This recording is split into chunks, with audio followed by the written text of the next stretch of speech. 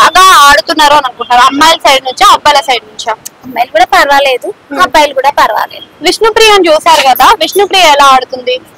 బానే ఆడుతుంది, పర్వాలేదు. కాకపోతే నేను గొప్ప అన్నట్టు ఉండొద్దు, బాగా విష్ణుప్రియ నేను గొప్ప అన్నట్టు ఉంటుందా మరి? ఏమో అట్లా అనిపించింది నాకు, అనిపించింది.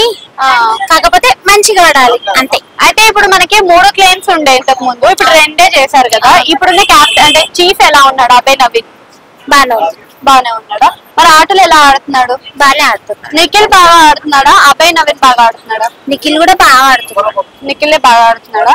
అయితే మీరు చూస్తున్నట్టయితే ఇప్పుడున్న గేమ్స్ లో కూడా కొత్త కొత్త టైప్స్ లో తీసుకొస్తున్నారు కదా. బెలూన్స్ పల్లగొట్టడం కానీ, నత్తలాగా క్యాబేజ్ పెట్టడం కానీ. నిన్న మణికంఠ కూడా సంచలనంగా చేశాడు. మరి మణికంఠ కరెక్ట్ ఉన్నాడా? మణికంఠ పర్వాలేదు. మన నామినేషన్స్ అయ్యాయి కదా, రీజన్స్ కరెక్ట్ గా చెప్పారంటారా? మరి రీజన్స్ కొంతమంది అలా మంచి చెప్పారు, కొంతమంది నార్మల్. మణికంఠ ఏమైనా మారాడా? స్టార్టింగ్ లానే ఉన్నాడా?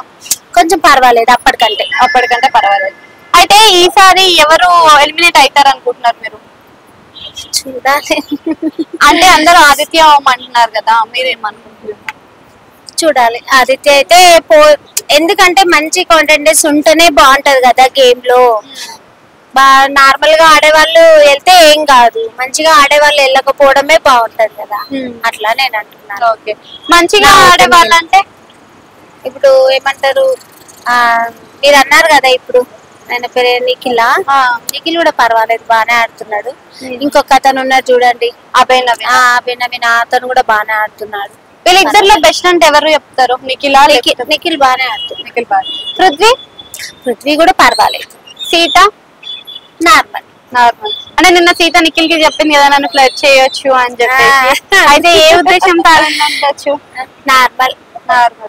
అయితే ఇంకొకటి కూడా ఇక్కడ జరిగింది. పృథ్వీ వెళ్ళి సోనియాకి ముద్దు పెట్టాడు కదా, సో ఏమనుకుంటున్నారు?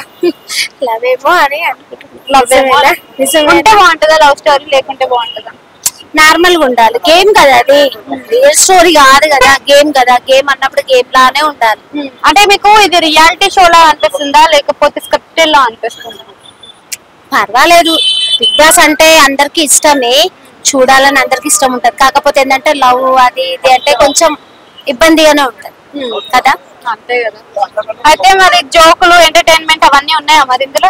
జోక్ ఎంటర్టైన్మెంట్ ఉంటేనే అదేమన్నా బిగ్ బాస్ బాగుంది అంటారు. 7 లో ఎంత బాగుంది, అలా ఉండాలి. ప్రేరణ బాగానే ఉంది. అయితే మనకి ఈసారి వైల్డ్ కార్డ్ ఎంట్రీస్ ఉంటాయని అంటున్నారు కదా. వైల్డ్ కార్డ్ ఎంట్రీ ఉంటే మన పాత సీజన్ లో వాళ్ళని తీసుకొస్తారు అని అంటారు. మరి ఎవరిని తీసుకొస్తే బాగుంటది అంటారు? అప్పటి వాళ్ళంటే ఇంకా నాకు అంత. Okay, thank you.